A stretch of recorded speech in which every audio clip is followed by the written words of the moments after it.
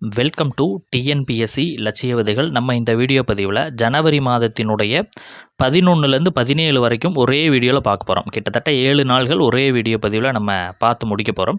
இது தினமணி பேப்பர்லேருந்தும் தீயுந்து பேப்பர்லேருந்தும் ஃபுல்லாக டீட்டெயில்டாக எடுக்கப்பட்டது. ஓகேங்களா? ஸோ நம்ம அதில் பிரிண்ட் பண்ணியிருக்கிறது மட்டுமே நம்ம நடத்த மாட்டோம். எக்ஸ்ட்ரா டீட்டெயில் சொல்லுவோம். அதையும் நீங்கள் நோட் பண்ணி எழுதி வச்சுக்கோங்க. ஓகேங்களா? ஸோ இதனுடைய ஃப்ரீ பிடிஎஃப் நம்ம டெலகிராம் சேனலில் போஸ்ட் பண்ணுவோம். சரிங்க, ஃப்ரீயாக டவுன்லோட் செய்து கொள்ளுங்கள். ஓகேங்களா? சரி, ஓகே. ஃபஸ்ட் கொஸ்டின் பார்க்கலாம். அயலக தமிழர்கள் தினம் எப்பொழுது அனுசரிக்கப்படுகிறது? அயலக தமிழர்கள் தினம் எப்போது அனுசரிக்கப்படுகிறது அப்படின்னா, நம்மளுக்கு நன்றாக தெரியும், ஜனவரி 12. ஓகேங்களா? ஜனவரி 12 தான். இப்போ அது முக்கியம் விட ஒரு 8 பிரிவுகளின் கீழே இந்த அயலக தமிழர்கள் தினத்தை முன்னிட்டு ஒரு 8 பிரிவுகளின் கீழே என்னது விருதுகள் வழங்கப்பட்டிருக்கிறது. 3வது ஆண்டாக இந்த விருதுகள் என்பது கொடுக்கப்பட்டிருக்கிறது. ஓகேங்களா? இது சென்னை வர்த்தக மையத்தில் இதற்கான விழா என்பது நடத்தப்பட்டது. முதலமைச்சர் ஸ்டாலின் அவர்களால் இந்த விருது என்பது வழங்கப்பட்டிருக்கிறது. 8 பிரிவுகளின் கீழ் விருதுகள் வழங்கப்பட்டிருக்கிறது. ஓகேங்களா? இதனுடைய கருப்பொருள் என்ன சார் அப்படின்னா, முக்கியம் தெரிஞ்சு வச்சுங்க, தமிழ் வெல்லும். இதனுடைய கருப்பொருள் என்ன? தமிழ் வெல்லும். ஓகேங்களா? ஸோ அந்த விருதுகள் குறித்து நம்ம பார்க்கலாம். ஃபஸ்ட்டு தமிழ் பணிக்காக ஜானகிராமன் அப்படின்றவர் அமெரிக்காவை சார்ந்தவருக்கான விருதுகள் வழங்கப்பட்டிருக்கிறது. அடுத்தது மருத்துவத்திற்காக கங்காதர் சுந்தர் அப்படின்றவர் சிங்கப்பூரை சார்ந்தவருக்கு இந்த விருது என்பது கொடுக்கப்பட்டிருக்கிறது. அறிவியல் தொழில்நுட்பத்திற்காக தென்கொரியாவை சார்ந்த ஆரோக்கியராஜ் அவர்களுக்கு கொடுக்கப்பட்டிருக்கிறது. மகளிர் மேம்பாடுக்காக யுஏஇயை சார்ந்த ஸ்ரீதேவி விஷானந்தம் அவர்களுக்கு கொடுக்கப்பட்டிருக்கிறது. கமலக்கண்ணன் சமூக மேம்பாடு ஜப்பான் கொடுக்கப்பட்டிருக்கிறது. ராஜாராம் ராமசுப்பன் கல்வித்துறை சிங்கப்பூருக்கு கொடுக்கப்பட்டிருக்கிறது. சிறந்த பன்னாட்டு தூதர் விருது என்பது கிருஷ்ணகாந்தன் சந்தீப் இலங்கை இவர்களுக்கு வழங்கப்பட்டிருக்கிறது. ஓகேங்களா? கிட்டத்தட்ட 8 பிரிவுகளின் கீழே அவார்டு கொடுக்கப்பட்டிருக்கிறது.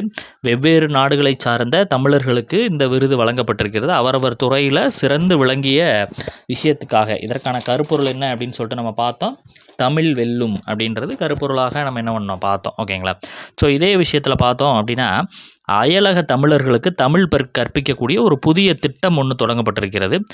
100 பயிற்று நபர்கள் மூலமாக இது பயிற்சி அளிக்கப்பட இருக்கிறது. ஒரு 10 கோடி இதற்கென என்ன பண்ணப்பட்டிருக்குது அப்படின்னா ஒதுக்கீடு செய்யப்பட்டிருக்கு. இதற்கென எத்தனை கோடி ஒதுக்கீடு செய்யப்பட்டிருக்கிறது அப்படின்னா, ஒரு 10 கோடி ரூபாய் என்பது ஒதுக்கீடு செய்யப்பட்டிருக்கிறது. ஓகேங்களா? ஸோ நம்ம தெரிஞ்சுக்கிட்டது, அயலக தமிழர் தினம் என்பது 12ஆம் தேதி ஜனவரி மாதம்.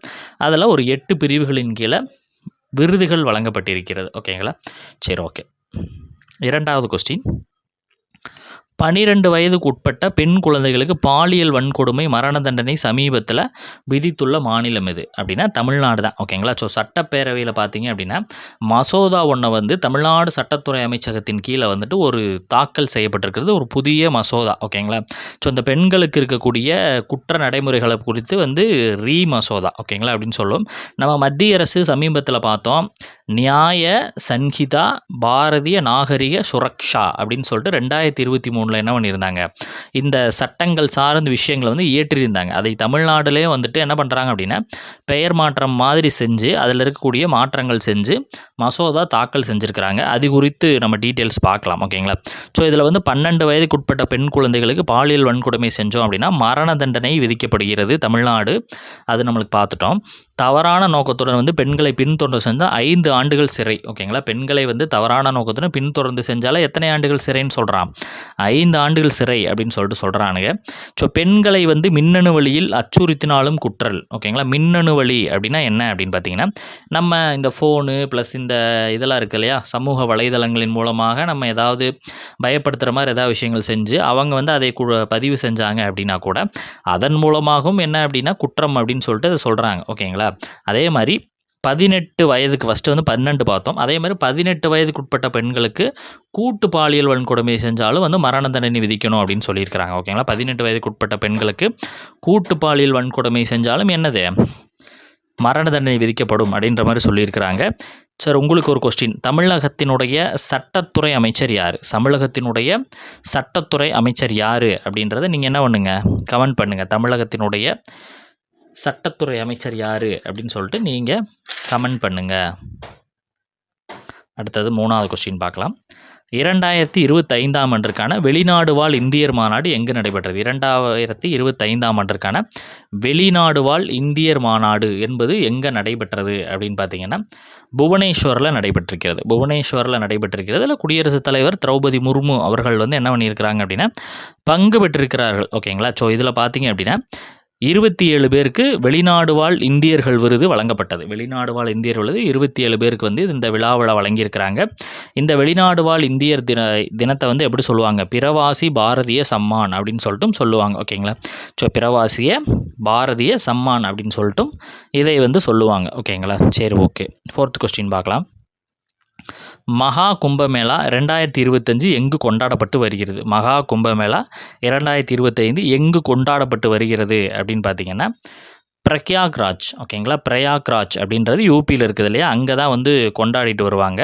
உத்தரப்பிரதேசில் கொண்டாடப்பட்டு வருகிறது. இந்த மகா கும்பமேளாவை பார்த்தோன்னா சில விஷயங்கள் இருக்குது. ஓகேங்களா? ஸோ இது வந்து 12 வருடத்திற்கு ஒரு முறை கொண்டாடப்படக்கூடிய கும்பமேளாவும் இருக்கிறது. மகா கும்பமேளா 144 வருடங்களுக்கு ஒரு முறை கொண்டாடக்கூடிய கும்பமேளா, இந்த மாதிரி 2 வகையாக இருக்கிறது. ஓகேங்களா? சரி, ஓகே, நம்ம பார்க்கலாம் அதுக்கான டீட்டெயில்ஸை.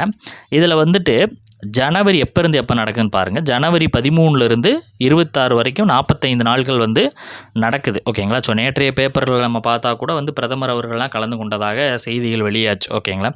சரி, ஓகே. 45 நாள் நடக்குது. கங்கை, யமுனை மற்றும் சரஸ்வதி திரிவேணி சங்கமம் இருக்குது அப்படின்னு சொல்கிறாங்க. 35 கோடிக்கும் மேற்பட்டவர்கள் இங்கே பங்கேற்றிருக்கிறாங்க அப்படின்ற மாதிரி தகவல் இருக்குது. ஓகேங்களா? சரி, ஓகே. இப்போ நம்ம இந்த 2 டிஃப்ரென்ஸ் பார்க்கலாம். 12 ஆண்டு 144 ஆண்டு அப்படின்னு சொன்னோம் இல்லையா? ஸோ அதற்கான டிஃப்ரென்ஸ் வந்து பார்க்கலாம். ஃபஸ்ட்டு வந்து கும்பமேளா அப்படின்னா எதனால் இந்த கும்பமேளாவை கொண்டாடுறாங்க அப்படின்னு பார்த்தீங்கன்னா, ஜோதிடப்படி பார்த்தீங்க அப்படின்னா குரு, சந்திரன் மற்றும் சூரியன் ஒரே நேர்கோட்டில் வர்ற காலத்தை தான் இவங்க கொண்டாடுவாங்களாம். சந்திரன், சூரியன், குரு இருக்காங்க இல்லையா? ஸோ ஒரே நேர்கோட்டில் வந்து அதை கும்பமேளாவாக கொண்டாடுவாங்கிற மாதிரி சொல்கிறாங்க.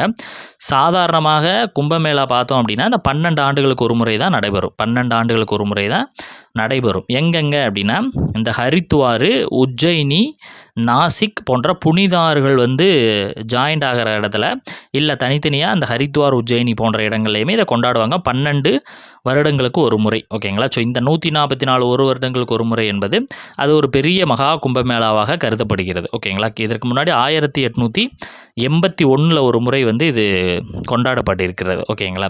ஸோ இதுதான் இது குறித்த ஒரு டீட்டெயில். ஓகேங்களா? ஓகே. இப்போ எங்கே நடக்குது அப்படின்றத பார்த்துங்க. பிரயாக்ராஜ், யூபியில். ஓகே. 5வது கொஸ்டின். 3வது சர்வதேச சென்னை புத்தக திருவிழா எங்கே நடைபெற்றது? 3வது சர்வதேச சென்னை புத்தக திருவிழா நந்தம்பாக்கத்தில் சென்னை வர்த்தக மையம். எங்கே? வர்த்தக மையத்தில் நடைபெறுகிறது. எத்தனை நாள்கள் அப்படின்னு நோட் பண்ணிக்கோங்க. 3 நாள்கள் வந்து இது நடைபெறுகிறது. ஓகேங்களா? அன்பில் மகேஷ் பொய்யாமொழி பள்ளிக்கல்வித்துறையினுடைய அமைச்சர் இதை வந்து என்ன பண்ணியிருக்கிறார் அப்படின்னா தொடங்கி வைத்திருக்கிறார். ஓகேங்களா? ஸோ இந்த புத்தக தினத்தை பார்த்தோம் அப்படின்னா இதில் பிரிட்டன், இத்தாலி, ஜெர்மனி உள்ளிட்ட 64 நாடுகளைச் சேர்ந்த பதிப்பகங்கள், புத்தக விற்பனையாளர்கள் பங்கேற்பு செஞ்சுருக்காங்க. சில பேப்பர்கள் 64 இருக்குது, சில பேப்பர்கள் 65 அப்படின்னு சொல்லிட்டு இருக்குது. ஸோ இது ரெண்டுமே பார்த்துங்க. 64, 65 ஆப்ஷன்ஸ் பொறுத்து நம்ம என்ன பண்ணிக்கலாம், தேர்ந்தெடுத்துக்கலாம். ஓகேங்களா? சரி, ஓகே. 6வது கொஸ்டின். இது ஒரு முக்கியமான கொஸ்டின், பார்த்து வச்சுங்க. தேசிய மஞ்சள் வாரியம் என்பது எங்கே திறக்கப்பட்டிருக்கிறது அப்படின்னா எங்கே சார் திறக்கப்பட்டிருக்குது? தெலுங்கானாவில் இருக்கக்கூடிய நிசாமாபாத், அங்கே தான் வந்து திறக்கப்பட்டிருக்கிறது. தேசிய மஞ்சள் வாரியம் என்பது தெலுங்கானாவினுடைய நிசாமாபாத் அப்படின்றதில் திறக்கப்பட்டிருக்கிறது. இது மஞ்சளினுடைய மருத்துவ பண்புகள் மற்றும் அதன் விளைச்சலை வந்து அதிகப்படுத்துவதற்கான வழிகளை கண்டுபிடிக்கணும். மஞ்சளில் மருத்துவ பண்புகள் மற்றும் அதன் விளைச்சலை அதிகப்படுத்துவதற்கான வழிகளை கண்டுபிடிக்கிறதுக்காக திறக்கப்பட்டிருக்கிறது. இதில் உங்களுக்கு டீட்டெயில் என்ன அப்படின்னா உலகளாவிய மொத்தமாக உலகத்திலேயே தயாரிக்கக்கூடிய மஞ்சள் உற்பத்தியில் இந்தியா எத்தனை சதவீதம்னு சொல்கிறாங்கன்னா 70%. ஓகேங்களா? ஸோ ஒரு உலகத்திலேயே மொத்த உலகத்திலே இருக்கிறதவே மொத்தம் 30% தான். ஸோ இந்தியாவில் மட்டுமே எத்தனை 70% அப்படின்னு சொல்லிட்டு சொல்லப்படுகிறது. ஸோ அதே மாதிரி இந்தியாவில் எத்தனை வகையான மஞ்சள்கள் உற்பத்தி செய்யப்படுகிறது அப்படின்னாலும் தெரிஞ்சுக்கங்க. 30 வகையான மஞ்சள்கள் இந்தியாவில் உற்பத்தி செய்யப்படுகிறது. ஓகேங்களா? சரி, ஓகே சார். இதை மஞ்சள் வாரியம் ஏற்படுத்தப்பட்டுருச்சு அப்படின்னு சொல்லிட்டீங்க. இதனுடைய முதல் தலைவர் யார் அப்படின்னா பல்லே கங்கா ரெட்டி. இதையும் கேட்பதற்கான வாய்ப்பு இருக்குது, பார்த்து வச்சுங்க. பல்லே தேசிய மஞ்சள் வாரியத்தினுடைய முதல் தலைவர் யார் அப்படின்னா பல்லே கங்கா ரெட்டி. இந்த தொழில்துறையினுடைய அமைச்சர் பியூஷ் கோயல், நம்மளுக்கு தெரியும். இதை அவர் தான் வந்து தொடங்கி வைத்திருக்கிறார். ஓகேங்களா, என்ன பண்ணியிருக்கிறாரு, தொடங்கி வைத்திருக்கிறார். ஓகேங்களா. ஓகே, 7வது, வரலாற்றில் முதல் முறையாக உள்நாட்டிலே தயாரிக்கப்பட்ட எத்தனை போர்க்கப்பல்கள் ஒரே நாளில், ஓகேங்களா, அதாவது வந்து ஒரே நாளில் இத்தனை போர்க்கப்பல்கள் கடற்படையில் இணைக்கப்பட்டதில்லை. அது எத்தனை அப்படின்னா 3 போர்க்கப்பல்கள். ஓகேங்களா, அதாவது தனித்தனியாக தான் இணைச்சிருக்கிறாங்க. இதுவரை ஒரே நாளில் 3 போர்க்கப்பல் இணைக்கப்பட்டதில்லை. ஸோ அந்த 3 போர்க்கப்பல் இணைக்கப்பட்டிருக்கிறது. அது என்னென்ன போர்க்கப்பல் அப்படின்ற நம்ம பார்க்கலாம். B-17 அப்படின்ற INS B-17 ரக கப்பல் INS நீலகிரி அப்படின்றது, B-17 ரக கப்பல் INS சூரத் அப்படின்றது, B-75 INS வசீர், இந்த 3 கப்பல்கள் தான் இணைக்கப்பட்டிருக்கு. இது வந்து பெயர்கள். ஓகேங்களா, உங்களுக்கு INS Nilgiri, INS Surat, INS Wazir என்பதான் இதனுடைய பெயர்கள். இந்த ரகம் என்பது உங்களுக்கு கொடுக்க மாட்டாங்க எக்ஸாமில். ஓகேங்களா, இது நகரம் உங்களுக்கு புரியறதுக்காக நான் போட்டிருக்கிறேன். ஓகேங்களா. ஸோ இந்த நீலகிரியை பொறுத்த வரைக்கும் பார்த்தோன்னா எதிரி நாட்டு ரேடார்களில் சிக்காத ஒரு சிறிய ரக தாக்குதல் கப்பல் அப்படின்னு சொல்கிறாங்க. INS சூரத் பொறுத்த வரைக்கும் புரமோஸ் மற்றும் பராக்கைட் ஏவுகணைகளை விட பெரிய ரக தாக்குதல் கப்பலாக இது இருக்குது. அட் த சேம் வந்துட்டு இது ஸ்கார்பியன் ரக நீர்மூழ்கி கப்பல் இந்தியாவினுடைய 6வது கப்பலாக இருக்கிறது. ஸோ இப்போ இது என்ன பண்ணியிருக்கிறாங்க அப்படின்னா கப்பற்படையில் இணைக்கப்பட்டிருக்கிறது அப்படின்ற ஒரு முக்கியமான தகவல் வந்து இருக்குது. 3 கப்பல்கள், இதனுடைய பெயர் தெரிஞ்சு வச்சுக்கோங்க. ஓகேங்களா, அதுதான் உங்களுக்கு வினா வரும். அடுத்தது 8வது கொஸ்டின், ஹரிவராசனம் விருது பெற்றவர் யார்? 8வது ஹரிவராசனம் விருது பெற்றவர் யார் அப்படின்னு பார்த்தீங்கன்னா, யாருக்கு இந்த ஹரிவராசனம் அப்படின்ற விருது வந்து ஃபஸ்ட்டு கொடுப்பாங்க அப்படின்னா சபரிமலை சன்னிதானத்தில் இந்த விருது கொடுப்பாங்க. யார் கொடுப்பா? சபரிமலை சன்னிதானத்தில் இந்த விருது கொடுப்பாங்க.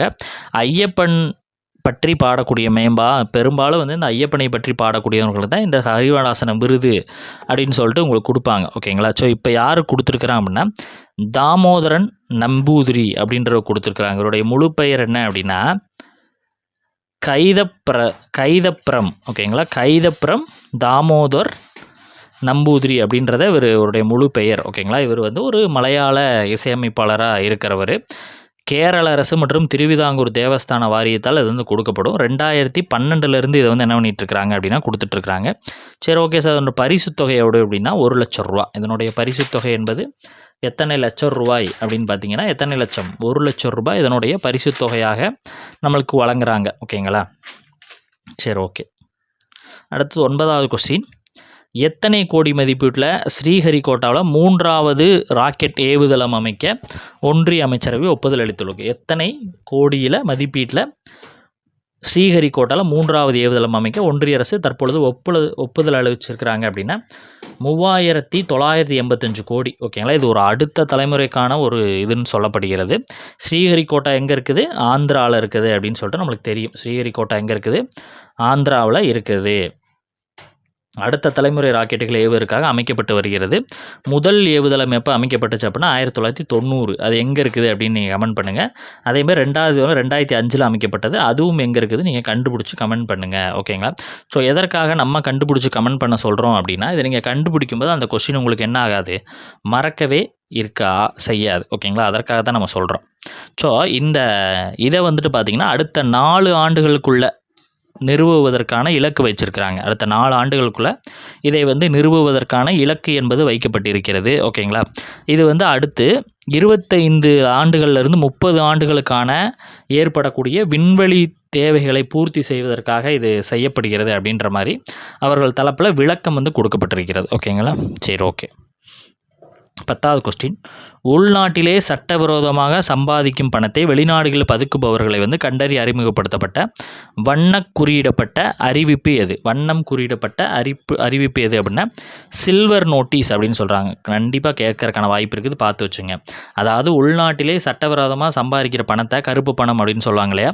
ஸோ வெளிநாடுகளில் பதுக்குபவர்களை என்னது கண்டறிவதற்காக ஒரு சர்வதேச போலீஸின் மூலமாக இந்த சில்வர் நோட்டீஸ் கொடுக்கப்படும் அப்படின்ற மாதிரி சொல்லியிருக்காங்க. இன்டர்போல் அமைப்பு. ஓகேங்களா. சில்வர் நோட்டீஸ் என்பது ஒரு சர்வதேச போலீஸ் அமைப்பான இன்டர்போல் வெளியிடக்கூடிய ஒரு வண்ண குறியிடப்பட்ட அறிவிப்பு. ஓகேங்களா. இன்டர்போல் அமைப்பு மற்றும் இந்தியா உட்பட 52 நாடுகள் வந்து இதில் இணைஞ்சிருக்கிறாங்க. ஓகேங்களா. இந்தியா உட்பட எத்தனை நாடுகள் இதில் இருக்கிறாங்க? 52 நாடுகள் அப்படின்றது இருக்கிறாங்க. சோதனை அடிப்படையில் இந்த திட்டம் செய்யப்பட இருக்கிறது.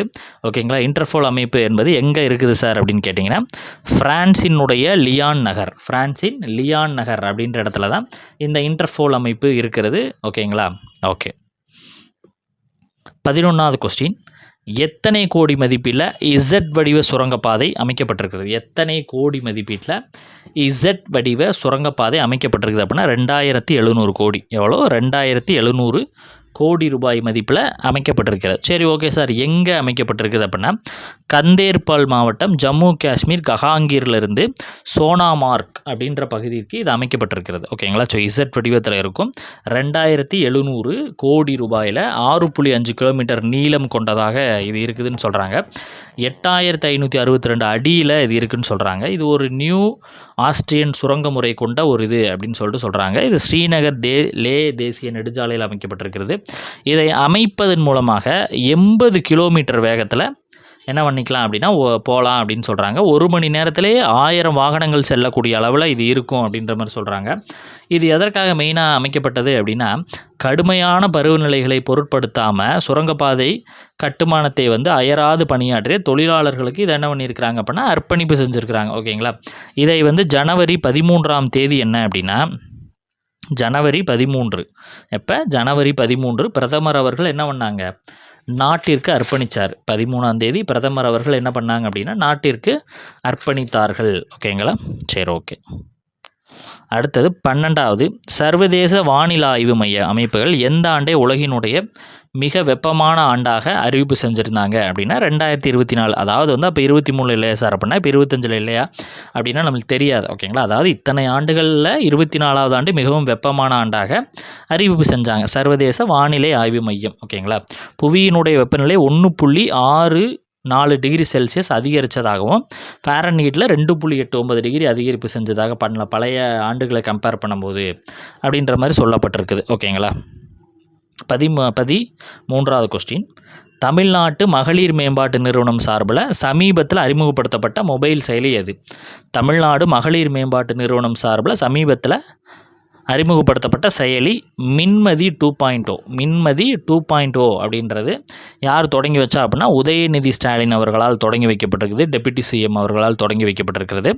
எதற்காக அப்படின்னா, மகளிரினுடைய சுய உதவிக்குழுக்களுடைய நிர்வாகத்திறனையும் நிதி மேலாண்மையை மேம்படுத்துவதற்காக ஒரு இணையவழி கற்றல் தளம் தான் இந்த மின்மதி செயலி 2.0 அப்படின்னு சொல்கிறது. ஓகேங்களா. மகளிர் சுய உதவிக்குழுவோடைய நிர்வாகத்திறன் நிதி மேலாண்மையை மேம்படுத்துவதற்கு ஒரு இணையவழியான ஒரு கற்றல் தளம் தான் இது. ஓகேங்களா. அதற்காகத்தான் இதை தொடங்கப்பட்டிருக்கிறது.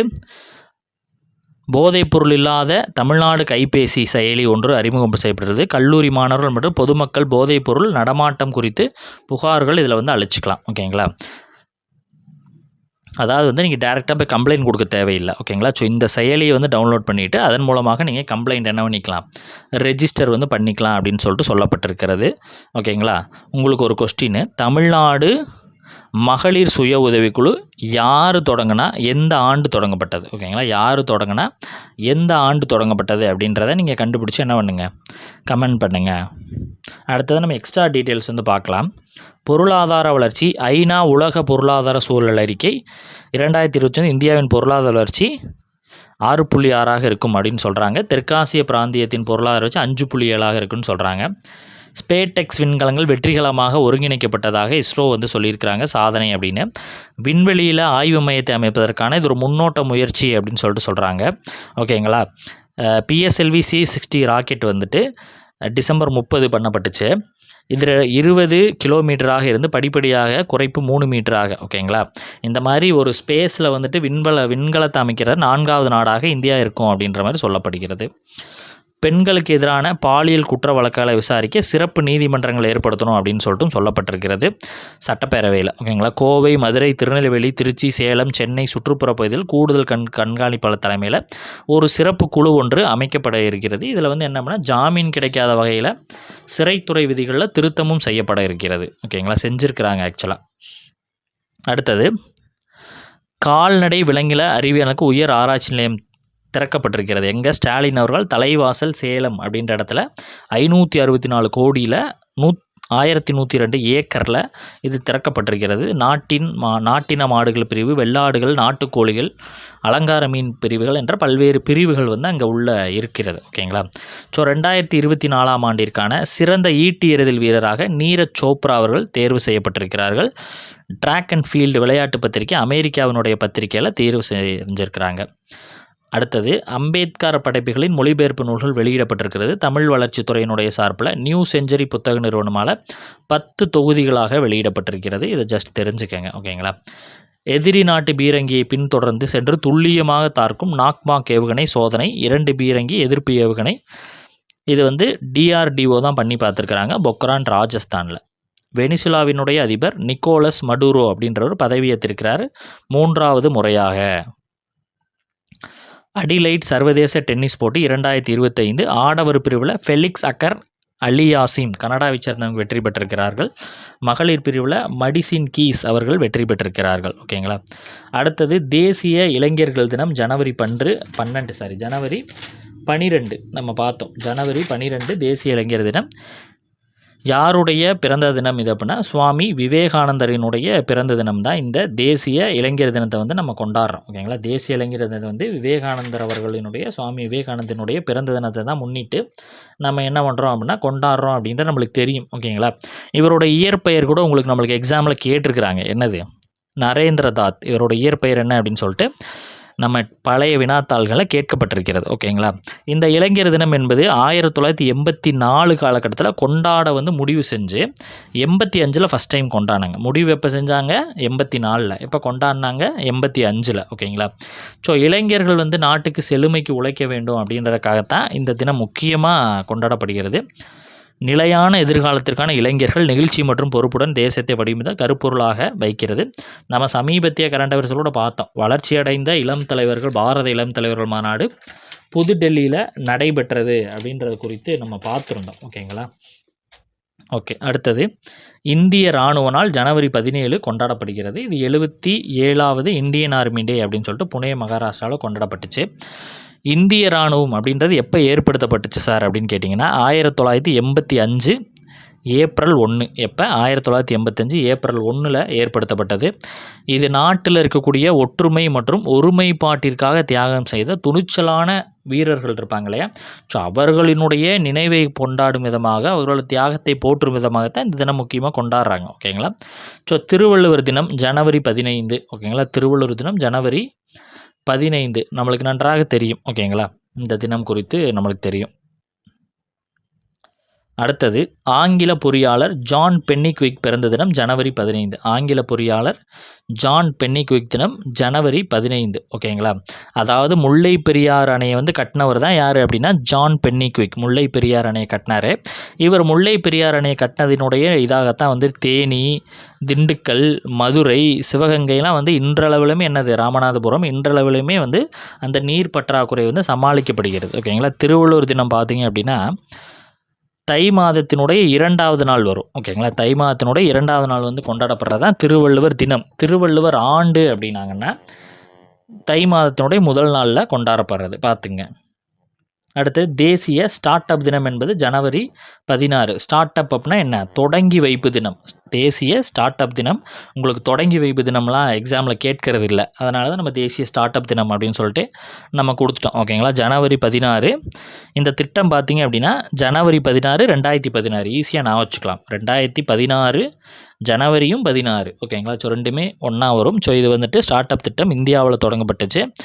ஸ்டார்ட் அப் நிறுவனங்களுடைய வளர்ச்சியை அங்கீகரிப்பதற்காகத்தான், ஊக்குவிக்கிறதுக்காக தான் இந்த தினம் கொண்டாடப்பட்டது. ஓகேங்களா. ஸோ இதோட 7 நாள்களுக்கான கரண்ட் அஃபேர்ஸ் ஆனது கம்ப்ளீட்டாக முடிஞ்சு நம்ம அடுத்த கரண்ட் அஃபேர்ஸ் வகுப்புகளில் சந்திக்கலாம். ஓகேங்களா. தேங்க்யூ.